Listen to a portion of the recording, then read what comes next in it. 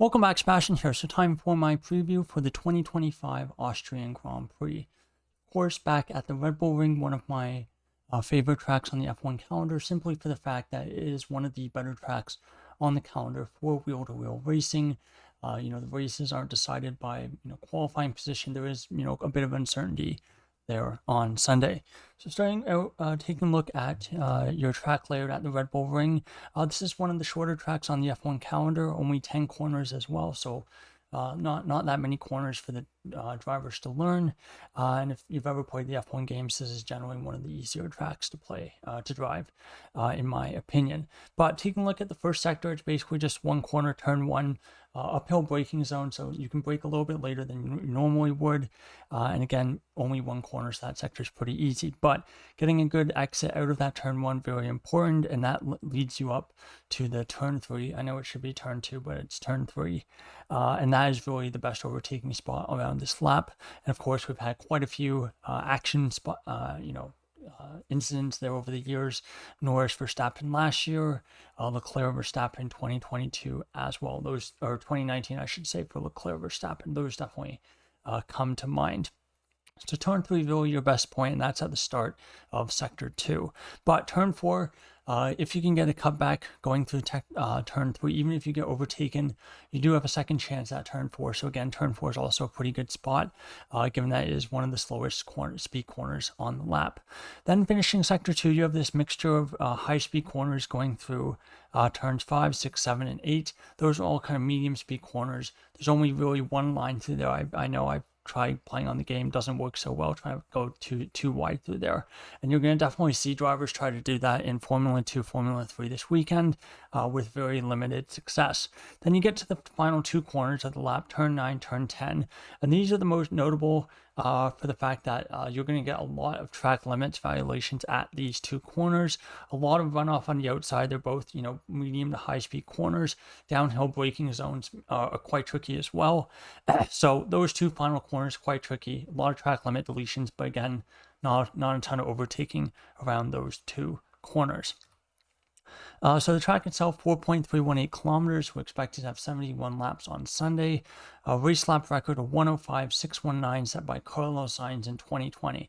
Bit of a surprise there, not necessarily the fact that the race lap record's from 2020, but just that Carlos Sainz is the one who has it, given that he was driving a McLaren, and a midfield McLaren, I might add, as well that year. The average speed of that fastest lap, 237 kilometers an hour, which ranks 6th of the 24 tracks on this year's calendar.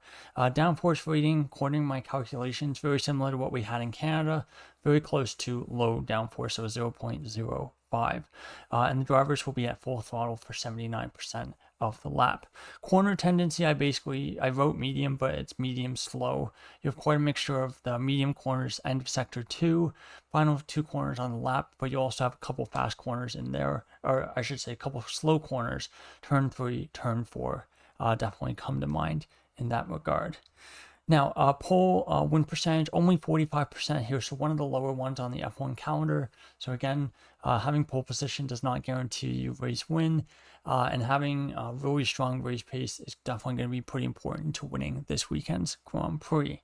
Now, in terms of rookie out qualifying percentage, despite the fact that I commented earlier that this is a relatively simple track, it has one of the lower rookie out qualifying percentage. It's basically the amount of percent of times that a rookie out qualifies their non-rookie teammate. So only 25%, which ranks 20th out of the 24 tracks on this year's calendar. Safety car percentage, 50%. It's hard to say if that's high or not. It's obviously going to be very high if you look at just the last couple of years, just because of how race control has changed, how they deploy safety cars compared to 10, 20 years ago. But again, you do have a fair chance of a safety car here. And the first race at this track, back when it was the Styrian, was in 1970. This is a track that's been on and off the calendar for quite many years now, and at this point it's one of my favorites, so I hope it stays around for many years to come. Now, tires for this weekend, on the softer end of the Pirelli range, soft C5, medium C4, and hard C3. Taking a look at the weekend schedule, we do have Formula 2 this weekend.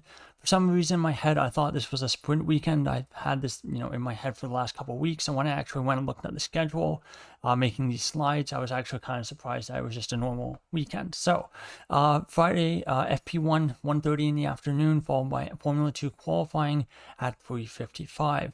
FP2, 5 in the afternoon, and the temperature for FP2 is 26 degrees and mostly sunny. Saturday, FP3, 12:30 in the afternoon, followed by the Formula 2 sprint race at 2:15, followed by F1 qualifying at 4 in the afternoon, with the temperature for qualifying expected to be 27 degrees and mostly sunny. Sunday, the big day, Formula 2 feature race 10 a.m. followed by the Grand Prix at 3 p.m. sharp, and the expected temperature for the Grand Prix is 29 degrees and sunny. So pretty hot temperatures through the weekend, and temperatures that do get are expected to get progressively hotter, which means that I think thermal degradation, especially on the rear tires, is going to be pretty important, and that's going to be a pretty big unknown, given that I would say that this is a rear limited track, long straights, with like a lot of slow corners and not too many high-speed corners as well. Now, for last year's race, this was one of the more controversial races, I should say, from last year's calendar. Of course, won by George Russell, with Oscar Piastri in second and Carlos Sainz in third. In terms of big action points from the race, Verstappen started on pole, very strong pole position from him, and he did lead for most of the opening session, in fact, for most of this Grand Prix. But it was a very tight battle between himself and Lando Norris. But final pit stop for Verstappen, a very slow pit stop. I think it was about 6 seconds or so. And then that basically led to this fight between himself and Norris in the closing stages of the Grand Prix. Norris unable to get past Verstappen, and eventually the two of them coming to blows at turn 3, both of them ending up with punctures. Honestly, the contact was pretty light, not the biggest, not the most aggressive contact between the two drivers, but both of them ending up with punctures. Norris unfortunately forced to retire because he basically went back to the pits too quickly and completely destroyed the rear suspension bodywork of his car. Verstappen able to change for a new set of tires, and he was able to recover to 5th place despite the fact that he had a penalty.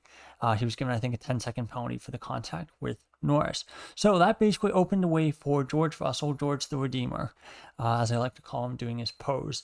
That opened the way for a George Russell victory. Quite a surprise, given that Mercedes were definitely not the fastest car on track that weekend.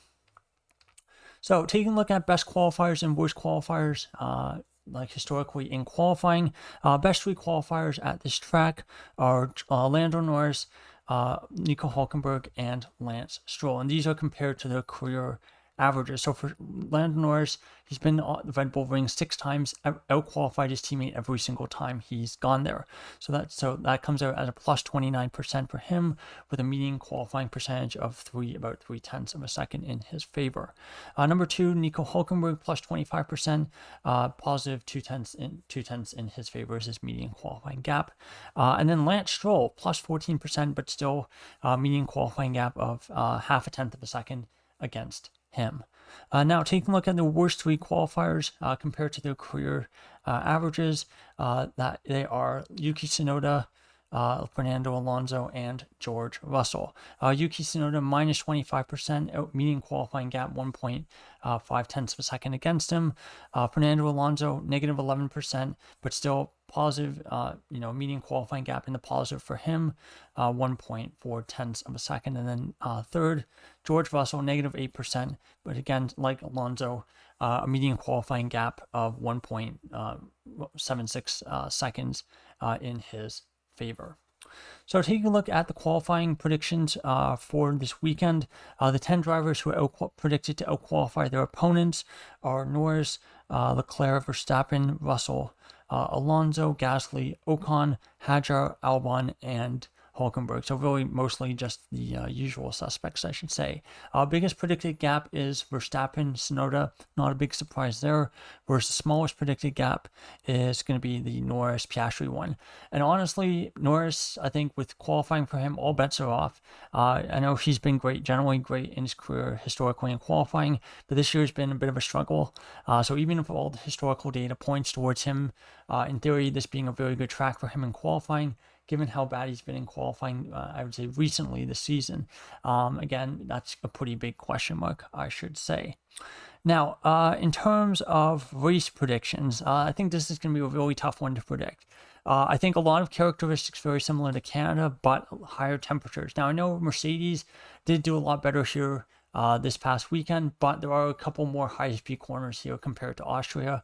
And I do think that the the Mercedes is going to struggle. That being said, Red Bull were better than McLaren, or at least Verstappen was better than the two McLarens this past weekend. So I do think it's going to be close between all three of them. But for my predictions, I'm going to go with a Max Verstappen win. Feels like we're due one. Again, he's been there or thereabouts for pretty much last several Grand Prix.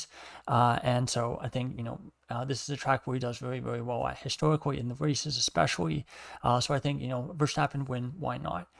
For second, third on the podium, I still think I'm going to go with the two McLarens. Despite his struggles in qualifying, Norris's race pace has been very good, even on the weekends where he's looked slower than Piastri on one lap pace. That being said, for Norris, the big question is, can he get around his teammate? Can he overtake other cars without crashing himself into the wall? And after Canada last time out, again, that's a bit of a big unanswered question. But I think, Austria is pretty wide track. It shouldn't be too hard to overtake. At least I hope not. So for Norris' sake, hopefully he can bounce back with a podium this time out. And number 3, I still think McLaren's overall one of the better packages. And, you can't really count them out. But I do think this is a close one between Piastri and Russell. Piastri hasn't really had the best record around this track. So again, especially on race pace, I think I'm going to lean a bit more towards Norris. But that being said, I think really, really close between the two McLaren drivers. And again, I don't think you can count Russell out. In terms of other cars on track, I think Ferrari are a massive question mark. Honestly, I have no idea what to expect. This isn't Monaco, so they're probably going to be the 4th team, and they're probably going to be kind of in a race of their own, a bit behind the top 3 teams, but, well ahead of Aston, Racing Bulls, or Williams, who are likely going to be the 5th best team. So there you go. There is my preview for the 2025 Austrian Grand Prix. Thank you so much for watching, and goodbye.